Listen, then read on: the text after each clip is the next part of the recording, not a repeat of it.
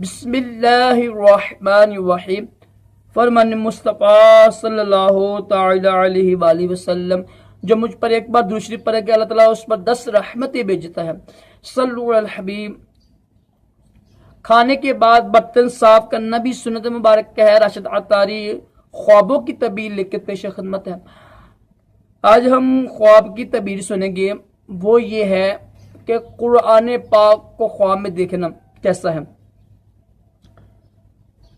اگر کسی نے دیکھا نا خواب میں قرآن پاک کو دیکھا ہے کہ وہ قرآن پاک کو خرید کے لے کے آیا ہے بازار سے، قرآن پاک کو خرید کے لے کر آیا ہے پیسے دے کر بازار سے مارکیٹ سے، تو اس کی تعبیر کیا ہوتی ہے؟ اس کی تعبیر اچھی ہے.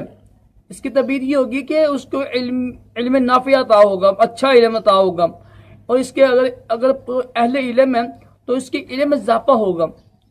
ٹھیک ہے، قرآن پاک خرید کے لایا ہے تو اس کی اچھی تعبیر بنے گی، لیکن اس کی بھی مختلف کیفیتیں بنتی بہت کیفیت ہوتی ہے نا. جیسے دیکھیں نا کہ بری حالت میں دیکھیں تو اس حساب سے تعبیر بنے گی. بر کیا ہے کہ قرآن پاک خرید کے لایا علم میں اضافے کی دلیل ہے. اگر علم والا ہے تو اس کو اضافہ ہوگا اس کے علم میں، اگر علم والا نہیں ہے تو انشاءاللہ اس کو علم حاصل ہوگا.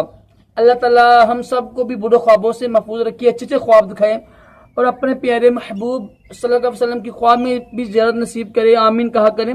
کیا پتہ کہ کس کی آمین قبول ہو جائے. اللہ تعالیٰ دونوں جہانوں کی بلائیں عطا کرے. صلو علی الحبیب صلی اللہ علیہ وسلم.